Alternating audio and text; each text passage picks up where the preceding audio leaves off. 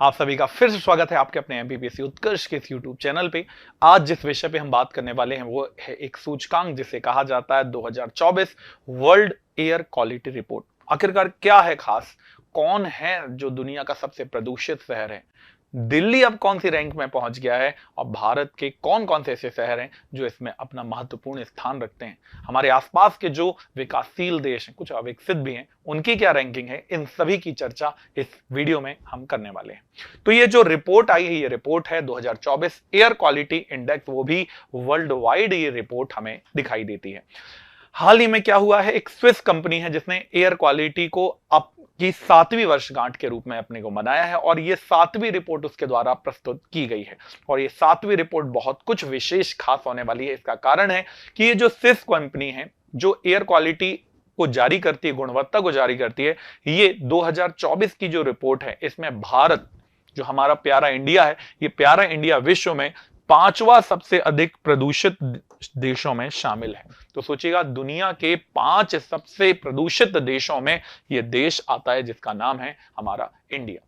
और विश्व वायु रिपोर्ट जो है वो हर साल किसके द्वारा की जाती है, IQ एयर के द्वारा प्रकाशित की जाती है। एयर क्वालिटी एयर है ना के द्वारा प्रस्तुत की जाती है। 2024 में ये जो गुणवत्ता सूचकांक है इसकी वैश्विक स्थिति का मूल्यांकन यहां पर किया गया है। और इस मूल्यांकन की बात करें तो इसमें 138 देशों के क्षेत्र, प्रदेश, बहुत सारे शहरों को जो पार्टिकल, पीएम पार्टिकल है 2.5, इसकी वायु की गुणवत्ता का डेटा का डिटेल जारी की गई है। तो ये जो पीएम पार्टिकल्स हैं ये बहुत इंपॉर्टेंट होते हैं और ये ही इस सूचकांक का आधार भी बनते नजर आते हैं। यदि हम वर्ल्ड वाइड देखें तो पहली रिपोर्ट 2018 एयर क्वालिटी इंडेक्स 2019 में ही जारी की गई थी। 2018 का डेटा था, 2019 में आया। जैसा 2024 का डेटा है, 2025 में से सबके सामने प्रस्तुत किया गया है। यदि इस रिपोर्ट के बारे में देखें तो दुनिया में जो वर्ष भर जितने भी स्टेशन है वहां पर इनकी एयर क्वालिटी को चेक किया जाता है, एनालाइज किया जाता है और उसी के आधार पर इसे निकाला भी गया है। और यदि हम देखें तो किसी भी देश का जो वार्षिक औसत पीएम पार्टिकल 2.5 है, इससे अधिक नहीं होना चाहिए, यही माना जाता है। यदि पार्टिकल्स 2.55 से ज्यादा हैं तो भैया बहुत समस्याएं दिखाई देती हैं और यही चीज प्रदूषण के स्तर को मापती भी है। अब रिपोर्ट में क्या क्या चीजें शामिल की गई है, तो ये भैया ये जो रिपोर्ट है ये 7वीं वार्षिक रिपोर्ट जो वायु की गुणवत्ता के बारे में बताती है। कितने देशों को शामिल किया गया है, ये डेटा शामिल है तो 138 देशों का डेटा इसमें शामिल किया गया है। सिर्फ 1% शहर ही WHO, विश्व स्वास्थ्य संगठन, वर्ल्ड हेल्थ ऑर्गेनाइजेशन के अनुसार PM 2.5 को पूरा कर सकते हैं। तो जो दुनिया के मात्र कितने परसेंट शहर, तो 17% शहर जो हैं वो इस माप को पूरा कर पाए, बाकी तो सब फेल यहां पर नजर आते हैं। कितने ऐसे शहर हैं जो PM 2.5 निर्देशों के अंदर रहे हैं, तो इनमें सबसे अच्छा है Australia, Bahamas, Barbados, Estonia, Grenada, Iceland और न्यूजीलैंड। इसके अलावा 138 में से 126 देशों में पीएम पार्टिकल 2.5 का स्तर WHO के मानकों से बहुत ज्यादा, अर्थात ये देश पॉल्यूटेड रहे। और पीएम जो सबसे अधिक 5 प्रदूषित देश है, इनमें भाई चाड देश का नाम आता है, इसके बाद बांग्लादेश का आता है, फिर हमारे पड़ोसी पाकिस्तान का आता है, फिर कॉन्गो लोकतांत्रिक देश का भी इसमें नाम आता है। तो चाड सबसे खतरनाक, फिर बांग्लादेश, पाकिस्तान और कॉन्गो इसका महत्वपूर्ण स्थान दिखता है। 5वें नंबर पे हम आते हैं जहां पर भारत शामिल है और इस देश का पॉल्यूशन स्तर भी WHO के निर्देशों से 10 गुना ज्यादा है। समझ रहे हैं, तो हम 10 गुना ज्यादा प्रदूषण को अपने अंदर समाहित कर रहे हैं। अब चलते हैं क्या कौन कौन से महानगर क्षेत्र हैं जो इसमें शामिल हैं। तो सबसे पहला है बर्नीहाट, भारत। भैया भारत का सबसे ज्यादा पॉल्यूटेड यदि कोई शहर है तो ये मेघालय का बर्नीहाट है। तो समझिएगा क्या जबरदस्त पॉल्यूशन यहां पर दिखाई देता है। उसके बाद दुनिया के टॉप सबसे ज्यादा प्रदूषित शहर में मध्य और दक्षिण एशियाई के देश के अधिकांश शहर शामिल हैं। 9 सबसे ज्यादा जो प्रदूषित शहर है उनमें से 6 भारत में दिखते हैं। सोचो, वर्ल्ड में जो सबसे ज्यादा प्रदूषित शहर हैं उनमें से 6 इंडिया में ही आते हैं। और IQ एयर के अनुमान यही कहता है कि दुनिया के केवल 21% आबादी के पास, दुनिया की 21% आबादी के पास हाइपर लोकल वास्तविक समय की वायु जो क्वालिटी एयर की होनी चाहिए वो उपस्थित है। तो ये बनाती है दुनिया को सबसे डेंजर जोन में इंडिया को।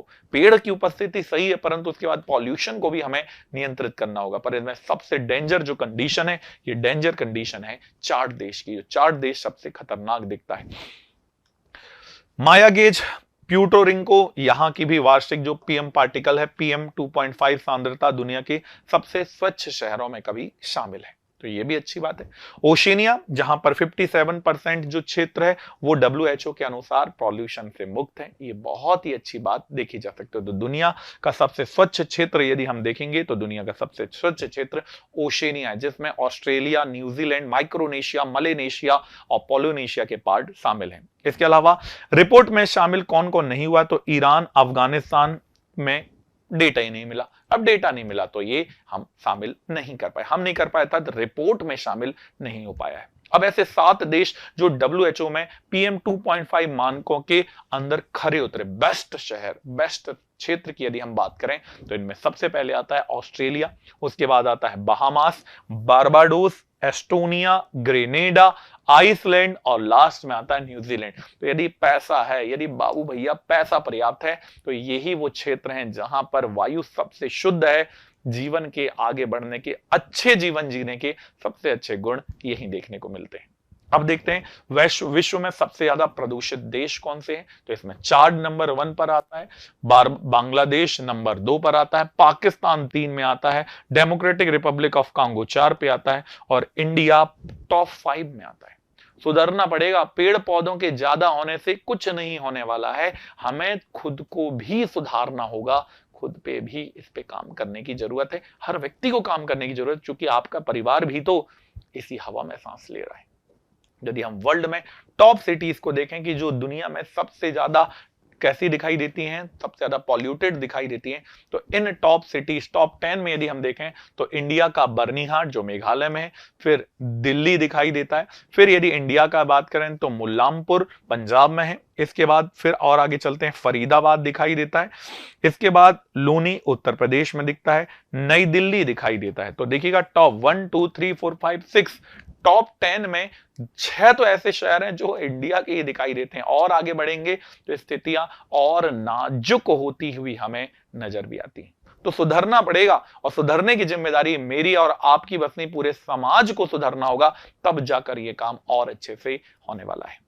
अब देखते हैं कि भारत में वायु प्रदूषण की जो स्थिति रिपोर्ट है ये क्या बताती है, तो भैया हम टॉप 5वें नंबर पे आते हुए नजर आते हैं। 5वां सबसे प्रदूषित देश है जो 2023 में तीसरे स्थान से नगण्य सुधार को दर्शाता है। हम पहले टॉप 3 में आते थे, अब टॉप 5 में आए, धीरे धीरे लुढ़क रहे हैं, दूसरे देश ऊपर उठ रहे हैं, उनके ऊपर उठने दीजिए, पर हमें सुधरने की अत्यंत आवश्यकता नजर भी आती है। पिछले बार की तुलना में 7% की गिरावट आई है, यह बहुत अच्छी बात है कि PM पार्टिकल्स का उपयोग हमारे देश में पहले की अपेक्षा कम हुआ है। नई दिल्ली की बात करें तो नई दिल्ली पहले दुनिया का सबसे पॉल्यूटेड राजधानी रही है, पहले दुनिया की सबसे प्रदूषित राजधानी थी तो वो दिल्ली थी, परंतु अब इसमें सुधार हुआ है। अब मेघालय का जो बर्निहाट शहर है ये दुनिया का सबसे पॉल्यूटेड शहर माना गया है। इसके अलावा कुछ और भी जगह जैसे बिहार का बेगूसराय है, उत्तर प्रदेश का ग्रेटर नोएडा है, ये दूसरे और तीसरे स्थान पर आते हुए भी नजर आते हैं। तो बर्निहाट, फिर उसके बाद आएंगे तो बेगूसराय और फिर ग्रेटर नोएडा, इनकी स्थिति को दर्शाते हैं। ये अच्छी बात नहीं है कि हम तो उस शहर में रहते हैं जो सबसे ज्यादा पॉल्यूशन है, भैया सुधारना पड़ेगा और सुधारने की नितांत आवश्यकता है। और भी शहर हैं भैया, ऐसा नहीं है, मुल्लामपुर पंजाब में, गुरुग्राम या गुड़गांव, फरीदाबाद, भिवांडी, नोएडा, ये भी उतने ही पॉल्यूटेड नजर आते हैं। टॉप 20 में यदि 20 में देखेंगे टॉप 20 में तो 13 आते हैं, और टॉप 10 में कितने आते हैं, तो टॉप 10 में 6 जो शहर हैं वो इंडिया के ही दिखाई देते हैं, भारत के ही दिखाई देते हैं। देश के 35% शहरों में निर्धारित जो WHO का जो स्तर है वो 10 गुना से अधिक वहां देखा गया है। 2.5 जो PM पार्टिकल्स हैं वो बहुत ज्यादा यहां दिखाई देते हैं। पर्टिकुलर मैटर्स, वायु गुणवत्ता के कारण देश का जीवन प्रत्याशा का जो अनुमान है वो कितना हो गया, तो जीवन प्रत्याशा का अनुमान 5.2 वर्ष कम हो गया है। तो जितनी ज्यादा वायु गुणवत्ता होगी उतनी अच्छी सुधार देखा जाता है, और यहां पर हमारा स्थिति ज्यादा नजर गड़बड़ दिखाई देती है। उत्तर भारत में जो प्रदूषण का स्तर है वो ज्यादा है साउथ इंडिया की अपेक्षा, ये भी है चूंकि वहां इंडस्ट्री ज्यादा है पर प्रदूषण का स्तर भी लगातार बढ़ रहा है। 35% ऐसे शहर हैं जहां पर जो WHO का मानक उससे 10 गुना ज्यादा पॉल्यूशन दिखाई देता है। वायु गुणवत्ता का प्रभाव किसमें मिलता है? तो जीवन प्रत्याशा में पड़ता है। भैया 5.2 साल हमारी जो जीवन प्रत्याशा है वो कम होती नजर आ रही है। तो ये कारक हैं जो बहुत इंपॉर्टेंट होते हैं। और ये जो एयर क्वालिटी इंडेक्स है, AQI होता है, ये बहुत महत्वपूर्ण है। ये किसी भी क्षेत्र की वायु गुणवत्ता का सूचक होता है और इसमें बहुत सारी चीजें बहुत महत्वपूर्ण हैं। क्या क्या चीजें हैं? तो AQI, जिसे हम एयर क्वालिटी इंडेक्स भी कहते हैं, वायु में मौजूद विभिन्न प्रकार के प्रदूषकों के स्तर, उसके लेवल को बताता है। स्वास्थ्य पर कितना प्रभाव पड़ रहा है, कितना ये डायरेक्ट और इनडायरेक्ट प्रभाव दिखाता है, इसमें दर्शाया जाता है। मुख्य रूप से क्या दिखाया जाता है? तो मुख्य रूप से ओजोन है और कण प्रदूषण है। ये PM 2.5 और PM 10 के स्तर से आधारित दिखाई देते हैं। ये ज्यादा अच्छा है कि हमारा देश इसमें शामिल है, जो इसके इंडेक्स में लगातार डेली बाय डेली हमें अपनी जानकारी भी प्रस्तुत करता है। इसकी 6 श्रेणियां होती हैं। उदाहरण के लिए जैसे ले लें, 50 या उससे कम का AQI माना जाता है कि क्वालिटी बेस्ट मानी जाती है। 300 से अधिक का AQI भयंकर खतरनाक गुणवत्ता को दर्शाता है। वायु की सूचकांक में हवा में 8 प्रकार के जो उत्सर्जक हैं या जो पॉल्यूशन के मेन पार्ट्स हैं वो यहां पर दिखाई देते हैं और इसी आधार पर इसकी गणना की जाती है।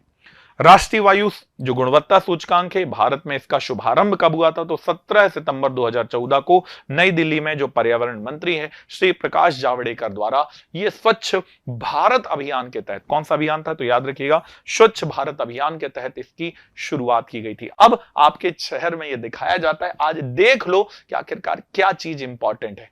यदि आप अपने क्षेत्र का आपको इंडिकेशन दिख रहा है, जो PM पार्टिकल्स AQI इंडेक्स है वो 0 से 50 के बीच में, तो आप ये समझ जाना कि बहुत अच्छा संकेतक है और आपके क्षेत्र की जो वायु की गुणवत्ता है वो संतोषजनक है। कोई टेंशन लेने की आवश्यकता नहीं है, सीधे सांस लो। वैसे हम सीधे ही सांस लेते हैं, पर इसमें कोई भी पॉल्यूशन मटेरियल आपके शरीर के अंदर नहीं जा रहा है। बट यदि आपके यहाँ का जो एयर क्वालिटी इंडेक्स है वो 51 से 100 के बीच में बता रहा है, अर्थात आपके यहाँ की मॉडरेट एयर दिखाई देती है, यहां पर कुछ अपेक्षा, कुछ चीजों को छोड़ दिया जाए, कुछ जो संवेदनशील लोग होते हैं ना, उनके अलावा बाकियों के लिए वायु बहुत अच्छी मानते हैं। 101 से 150 के बीच में यदि एयर क्वालिटी इंडेक्स है तो संवेदनशील समूहों के लिए तो भैया बिल्कुल लेने की जरूरत नहीं है। जो बुजुर्ग हैं, जो बच्चे हैं, जो दमा की सांस लेने की बीमारी जिन्हें, उनको तो ये परेशान करना चालू कर देता है। 151 से 200 के बीच में एयर क्वालिटी इंडेक्स यदि दिखाई देता है तो स्वास्थ्य के लिए बिल्कुल सही नहीं है, अस्वास्थ्यकर दिखाई देता है। इसमें बहुत सारे लोगों को बहुत अधिक प्रभावित कर सकता, हो सकता है आप हॉस्पिटल में भी ये दमा के बीमारी वाले व्यक्ति भर्ती हो जाएं। 201 से 300 के बीच में देखें तो बहुत ही हानिकारक दिखाई देता है। यहां पर तो भैया गंभीर स्थिति हो सकती है, एक स्वस्थ व्यक्ति भी यहां जाकर अस्वस्थ हो सकता है यदि एयर क्वालिटी इंडेक्स 201 से 300 के बीच में दिखाई देती है। और धोखा ना धड़ी 300 से भी पार हो गया तो ये डेंजरस कंडीशन है, रेड कलर दिखाई देता है और इसके लिए आपातकाल घोषित कर लिया जाता है। इसके अलावा कई बार इंडिकेशन से भी आप जान सकते हैं, जैसे 0 से 50 के बीच में है तो ग्रीन दिखाई देगा, 51 से 100 है तो येलो दिखाई देगा, 101 से 150 है तो नारंगी ऑरेंज रंग का दिखाई देगा, 151 से 200 है तो रेड दिखाई देगा, 201 से 300 के बीच में है तो पर्पल बैगनी दिखाई देगा और 300 से ज्यादा है तो डेंजर रेड कलर दिखाई देता है। और यही चीज इसे बहुत विशेष बनाती है।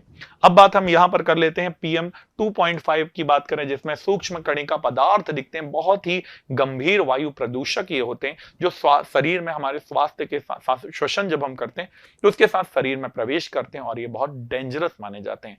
तो ये बहुत इंपॉर्टेंट है और इन कणों को अल्ट्राफाइन कण कहा जाता है, जो बहुत आंखों से देखे भी नहीं जा सकते हैं। ये बहुत छोटे होते हैं, नग्न आंखों से कभी हमें दिखाई नहीं देते, बट जब ये फेफड़ों में चले जाते हैं तो वहां बहुत आसानी से पहुंचते हैं और शरीर को बहुत अधिक अस्वास्थ्यकर कर देते हैं। कहां कहां से निकलते हैं? तो गाड़ियों से जो धुआं निकल रहा है उसके साथ निकलते हैं, उद्योगों से, फैक्ट्रियों से, पावर प्लांट से जो बिल्कुल महीन धुआं निकलता है उससे निकलते हैं। जब जंगल में आग लग जाती है या हम जो खेत की बची हुई परती जलाते हैं ना, उसमें जब जलाते हैं तो बड़े पैमाने पर यही PM 2.5 निकलता है। और घरों से जब हम खाना पकाते हैं, धूम्रपान करते हैं, जलावन से निकलने वाला जो जला रहे हैं, कुछ भी कचरा जला रहे हैं, उससे निकलने वाला जो प्रदूषण है वो यही PM 2.5 दिखाई देता है। अब 2.5 के अलावा एक और होता है PM 10। ये क्या होते हैं? मोटे कण पदार्थ होते हैं जो वायु सूचकांक के लिए ये भी खतरा माने जाते हैं। अब ये क्या होते हैं भाई, आकार में 10 माइक्रोन या उससे छोटे दिखाई देते हैं, 10 माइक्रोन तक लगभग दिखाई देते रहते हैं। और हवा में जो धूल के कण हैं, अन्य कण हैं, इन्हीं के साथ ये जाकर मिल जाते हैं और इतने छोटे होते हैं कि सीधे श्वसन के साथ चले जाते हैं और फेफड़ों में पहुंचकर हमें नुकसान पहुंचाते हैं। पर ये कहां से मिलते हैं? तो जो सड़क में धूल होती है, जो धूल में हम घूमते रहते हैं ना, आप सोचते कुछ नहीं होगा, पर ये खतरनाक है, PM10 में आता है। निर्माणाधीन जो गतिविधियां, इमारत बन रही है, सड़क बन रही है, कोई भी निर्माण कार्य हो रहा है, तो वहां जो धूल दिखाई देती है ना, वो धूल PM10 के अंतर्गत आती है।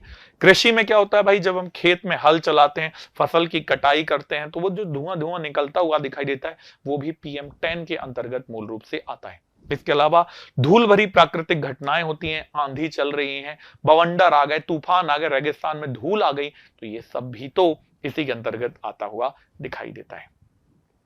क्या CO2 को भी इसमें, कार्बन डाइऑक्साइड को भी इसमें रखा जाता है? तो हाँ जी, CO2 को भी तो एक बहुत खतरनाक पॉल्यूशन माना जाता है, क्योंकि ये एक रंगहीन होती है, गंधहीन गैस होती है, जो नेचुरल रूप से वातावरण में पाई जाती है और इसे ले लेने से या तो ईंधन के जलने से मिलती है, या तो कोई इंडस्ट्री लगी हुई है वहां पर प्रक्रियाओं के दौरान इसे निकालते हुए हम देख सकते हैं।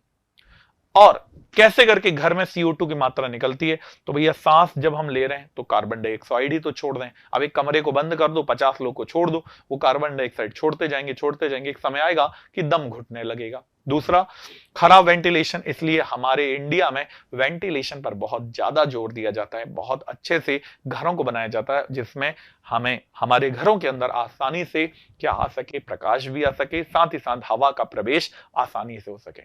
जैसे हम जब जैविक ईंधन जलाते हैं, बायोडीजल, जैसे डीजल जलाते हैं, स्टोव जलाते हैं, हीटर जलाते हैं, ये सबसे भी तो CO2 की मात्रा निकलती है। इसके अलावा जो इलेक्ट्रॉनिक उपकरण है, जैसे कंप्यूटर है, अन्य उपकरण है, ये भी वेंटिलेशन का प्रभाव डालते हैं। जब आप कंप्यूटर के पास बहुत देर तक बैठेंगे तो आपको ये पता चलेगा कि भाई आपको वेंटिलेशन की जरूरत ज्यादा नजर आती है।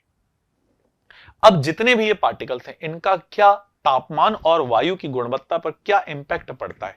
तो ये जितनी भी चीजें हैं, ये तापमान को प्रभावित डायरेक्ट और इनडायरेक्टली कई बार से करते हैं, और ये कारण प्राकृतिक भी हो सकते हैं और मानव जनित भी हो सकते हैं। जैसे ओजोन का निर्माण बढ़ता है, यदि हम देखें तो सूर्य के प्रभाव और गर्मी की स्थिति के लिए वायुमंडल में ओजोन गैस महत्वपूर्ण है, परंतु ये जो धूल के कण हैं, ये पॉल्यूशन पार्टिकल से जब पहुंच जाते हैं तो ये वायु की गुणवत्ता को प्रभावित जरूर करते हैं।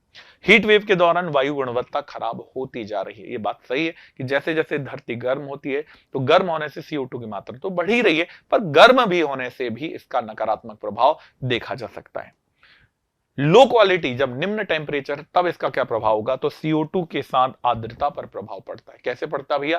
जो ठंडे मौसम के घर होते हैं, जो ऑफिस होते हैं, उसे बंद रखा जाता है। इसका कारण है कि CO2 वहां अन्य चीजें अधिक जमा हो जाती हैं, और ये जमा हो जाएगी तो वो गर्म लगाएगा, गर्म फील होता रहेगा, और ये महत्वपूर्ण भी दिखाई देता है।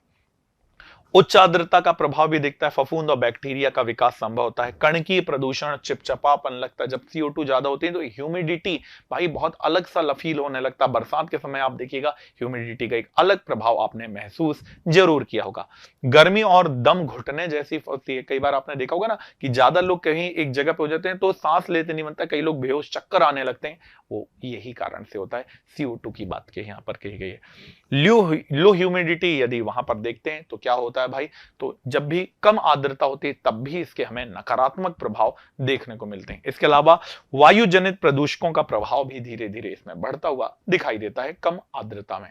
तो बर्नी हाट, याद रखिएगा, ये बर्नी हाट बहुत महत्वपूर्ण जगह है, और कहां पर दिखाई देती है? तो मेघालय में, जिसने 2024 में दिल्ली को पछाड़कर पहले स्थान को हासिल किया है। बेसिकली असम और मेघालय की सीमा पर एक छोटा सा औद्योगिक शहर है, जो 2024 एयर क्वालिटी, जो IQ एयर है, इस गुणवत्ता में प्रथम स्थान पर आ गया है, और ये शहर बहुत खतरनाक हो गया है स्थिति को वर्तमान में देखते हुए। जबकि नॉर्थ ईस्ट में पेड़ पौधों की संख्या पर्याप्त है, पर फिर भी यहाँ पर प्रदूषण का स्तर बहुत ज्यादा है, और WHO के अनुसार यदि देखें तो यहाँ का जो PM पार्टिकल का स्तर है वो 20 गुना ज्यादा हमें दिखाई देता है। अब क्या रीजन है कि बर्नीहाट इतना ज्यादा प्रदूषित हुआ है? तो इसका बेसिक कारण है कि विश्व के प्रदूषित शहरों का होने का पहला है इंडस्ट्रियल वेस्ट, जो औद्योगिक उत्सर्जन है, CO2 है, CO है, यहां पर ज्यादा निकल रही है। वाहनों की बाहरी आवाजाही, आजकल टूरिज्म को प्रमोट कर रहे हैं, ट्रकों की आवाजाही ज्यादा देखी जा रही है। ये जो रीजन है जिसके कारण से मेघालय का ये बर्नीहाट शहर बहुत आगे तक बढ़ता हुआ दिखाई देता है। यहाँ कौन कौन से उद्योग लगे?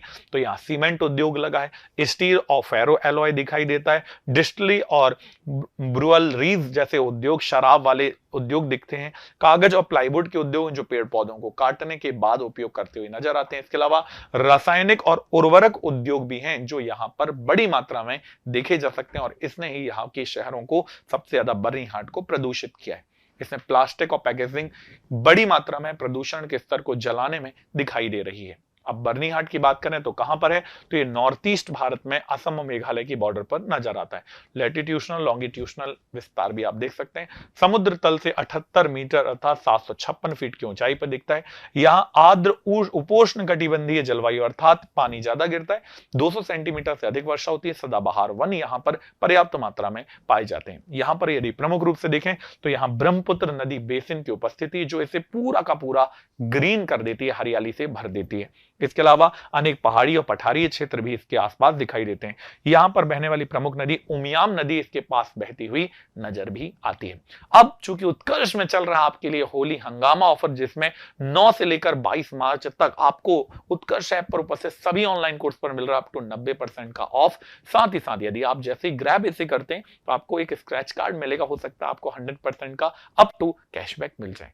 और यदि आप पुराने स्टूडेंट रहे तो आपके पास एक और अतिरिक्त सुविधा है, 10% का अतिरिक्त डिस्काउंट पाने की होली कूपन कोड अप्लाई करने पर। क्या आप केवल उपस्थित कोर्सों पे हैं? तो नहीं भाई, सभी ऑनलाइन की जितनी भी बुकशाला की उपस्थित बुक हैं उन पर भी आपको मिल रहा है होली हंगामा के तहत अप टू 90% का डिस्काउंट सभी बुकों पे। तो जल्दी कीजिएगा, ऐसा ना हो कि आपको जिस बुक की जरूरत हो वो बुक ही उस समय तक खत्म हो जाए। तो इसका उपयोग लाभ जरूर उठाइएगा, और ये लाभ का समय 9 से 22 मार्च तक ही केवल दिखाई देता है। और यदि आप मेंस परीक्षा दे रहे हैं 2025 का, तो आपके लिए शब्दांकन 1.0 सीरीज आपके लिए, जिसमें लगभग 40 टेस्ट होने वाले हैं। इसमें आपके लगभग 16 FLTs के रूप में दिखाई देंगी, 16 यूनिट वाइज दिखाई देंगे, 8 आपको यहां पर यूनिट वाइज टेस्ट भी हैं, यहां टॉपिक वाइज टेस्ट भी हैं, पार्ट वाइज टेस्ट भी हैं, आपका सेल्फ एवोल्यूशन होगा। और देखिए आपके सिलेक्शन में ये रामबाण सिद्ध होने वाली है ये टेस्ट सीरीज, और इस समय होली हंगामा में मात्र और मात्र 2000 रुपए में आपको मिल रही है। तो इसका लाभ जरूर उठाइए और होली हंगामा को ऐसा शानदार बनाइए कि अगली होली, अगली दिवाली आप MPPSC में सिलेक्ट होकर अधिकारी बनकर बंगले में मनाइए। और मुलाकात आपसे फिर से होगी। अपना ध्यान रखिए, माता पिता का ध्यान रखिए, खूब मन लगा के पढ़िए, और ऐसे ही लगातार तात्कालिक जानकारी के लिए जुड़े रहिए आपके अपने MPPSC उत्कर्ष के इस YouTube चैनल के साथ। जय हिंद।